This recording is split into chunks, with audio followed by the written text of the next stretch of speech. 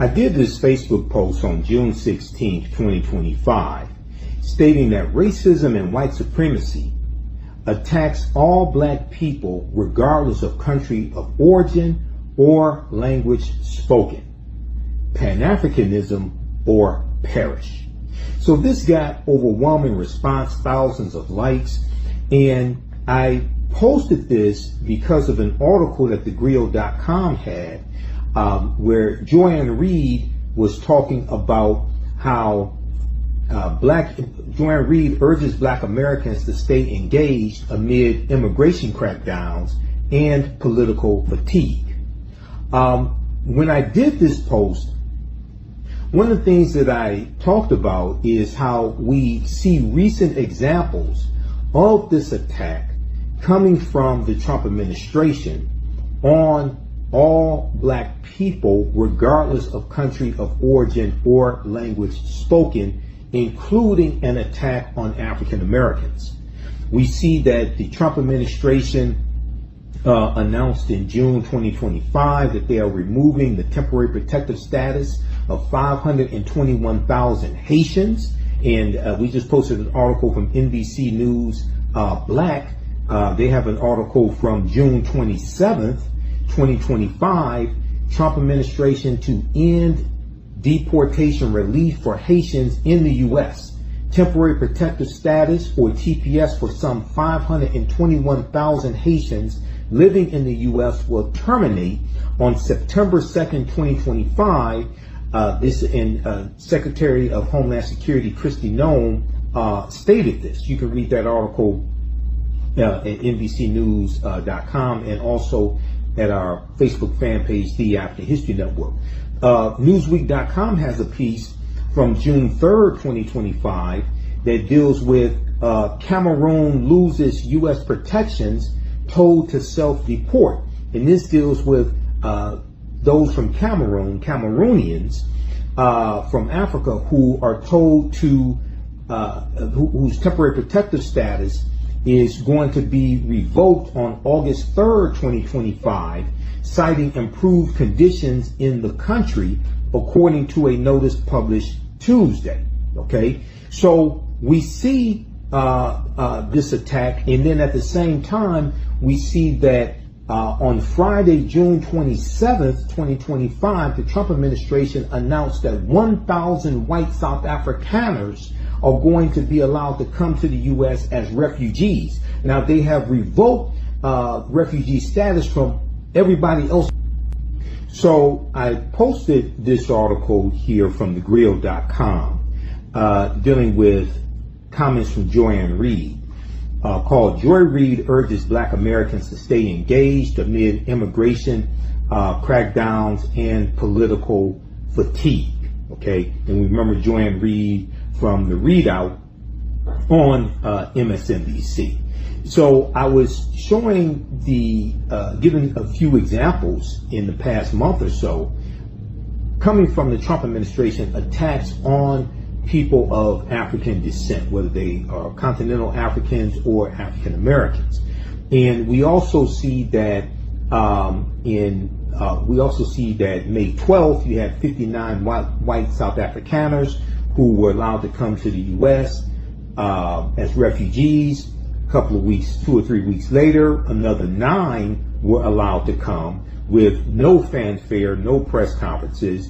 And then on Friday, June 27th, Washington Post reports that 1,000 white South Afrikaners are going to be allowed to come to the U.S., but no black South Africans are going to be allowed to come. And the Trump administration has put out travel advisories regarding various nations, including African nations and Middle Eastern nations, and they're not allowing refugees from any other country to come to the U.S. right now.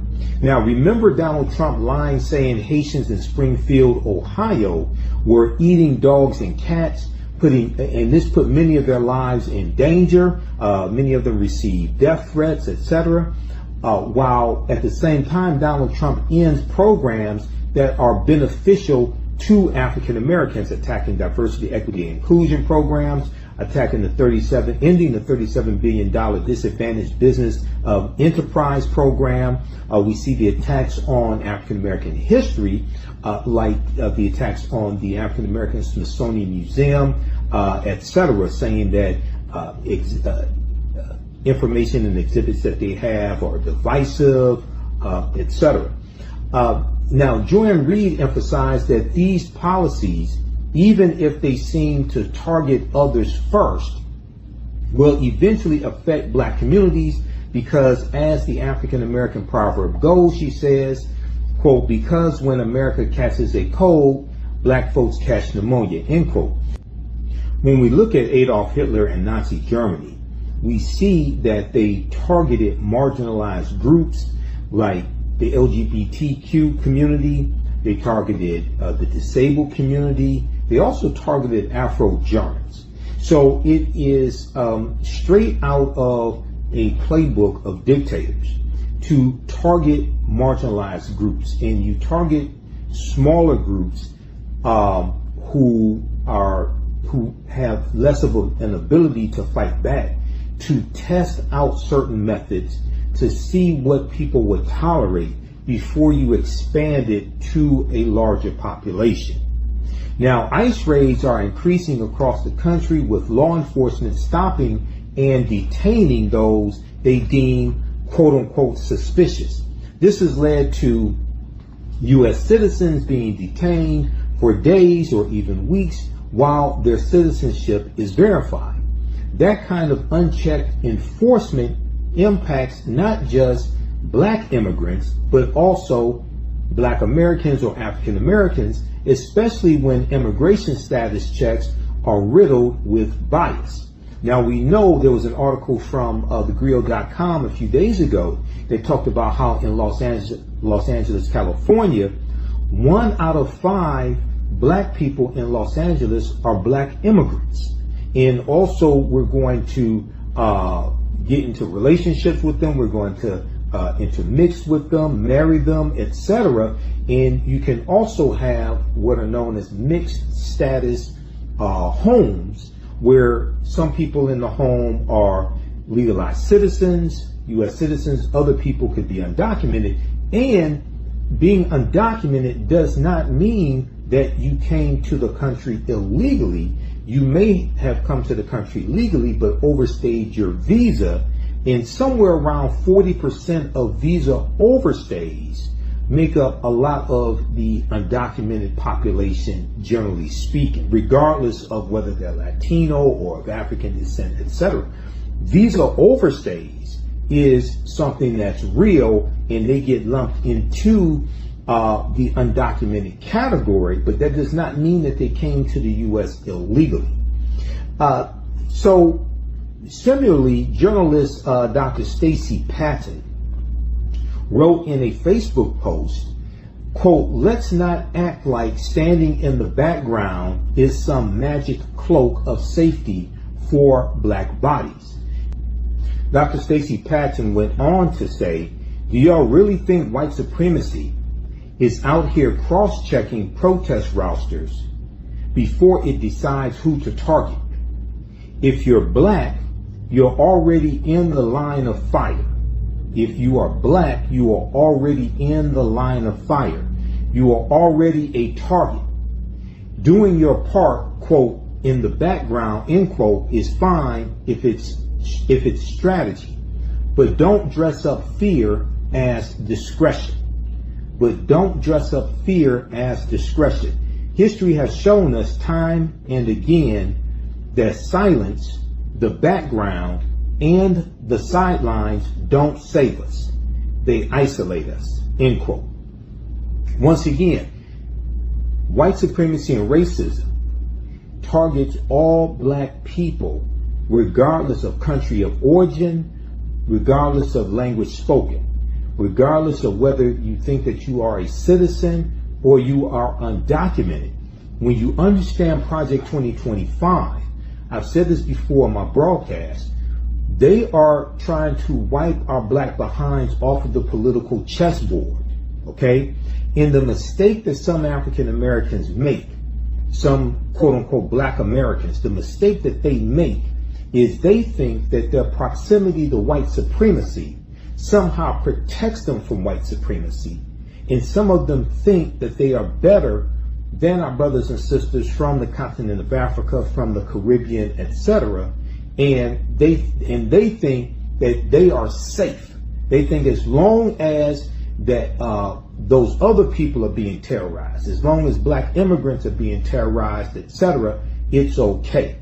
But what they fail to understand is that for a lot of these people, a lot of these Trump supporters, for MAGA, for those who are implementing Project 2025, to them, we are all immigrants. To them, African Americans, black Americans, whether you were born here, whether you were a descendant of slaves, quote unquote, to them, they think that we are all immigrants. They think that we do not belong. And this is what you have to understand. This is why Dr. John Henry Clark, one of our great Grandmaster Scholar Warriors, said the white man is a better Pan-Africanist than you are because he doesn't want any of you.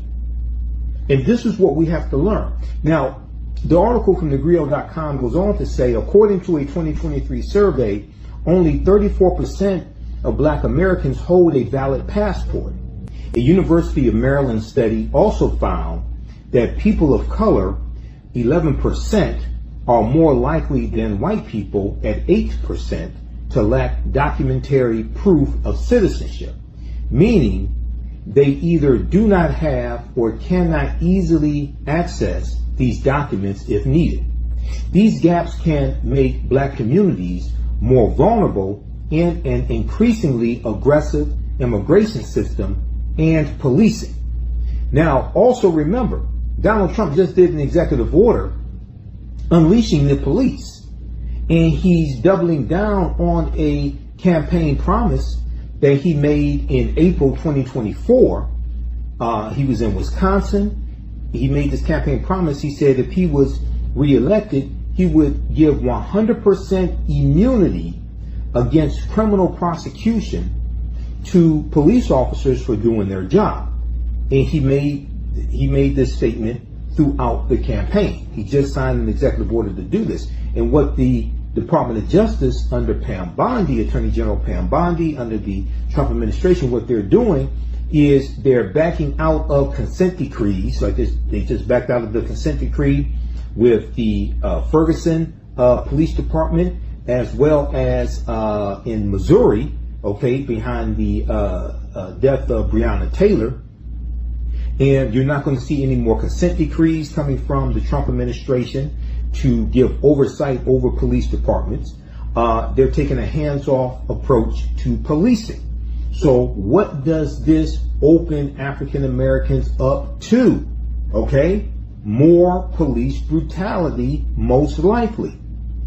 Now, I know some of us feel that some African immigrants or black immigrants coming from the Caribbean, etc., hate us and have been taught to hate us. But as I explained to people, the same people who taught them to hate us have taught African Americans to hate ourselves. And that's coming from the white controlled media and from the government. And when I interviewed Professor Kabahaya Wapa-Kamene, one of my teachers, Professor Kaba Kamene, about African Liberation Day, did the interview May 2025 on the African History Network show. One of the things we talked about is how when these immigrants go through immigration and they go through a class, they're told to stay away from African Americans, stay away from black Americans. If we allow ourselves to be divided, it will be to our demise. And keep in mind, if you've read any of Project 2025 from the Heritage Foundation, and you can go to project2025.org and read it, project2025.org. You can read it, you can read segments of it, you can Google the topic, read articles about it. You see that it focuses on an attack on diversity, equity, and inclusion. It focuses on an attack on African American history, black history, etc. We see this being implemented by the Trump administration right now. And one of the things that Project 2025 is doing is it is federalizing. It is putting into law and policy at the federal level laws and policies that have been put in place at the state level in various red states, various states that Republicans control, especially former Confederate states. So we see this attack on non-white people, this attack on people of color, especially African Americans, because we have the highest concentration of melanin. And when you look at the 2020 census, the 2020 census showed that the U.S. population was 57% white. This was the first time that the percentage of white people in this country dropped below 60% since 1790. Since 1790, okay? And that's when the first census was taken.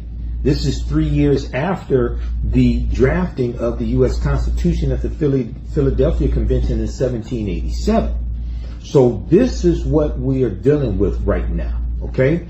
So check out this article from thegrio.com. Joy Reid urges Black Americans to stay engaged amid immigration crackdowns and political fatigue. Like, share, comment on this video. Let me know what you think. Share this on your social media platforms. I'm historian and national political commentator Michael Imhotep, founder of the African History Network, host of the African History Network show. Watch me Fridays, 6 p.m. to 8 p.m. Eastern Standard Time when I'm a panelist on Roland Martin Unfiltered, providing historical and political analysis. Also visit my website, AfricanHistoryNetwork.com. It connects you to my social media platforms. Register for my new online history class starting Saturday, July 12th, 2025, 4 p.m. Eastern Standard Time. Ancient Kemet, the Moors, and the Ma'afa, understanding the transatlantic slave trade, what they didn't teach you in school. Right now, it's correct wrong behavior. It's not over to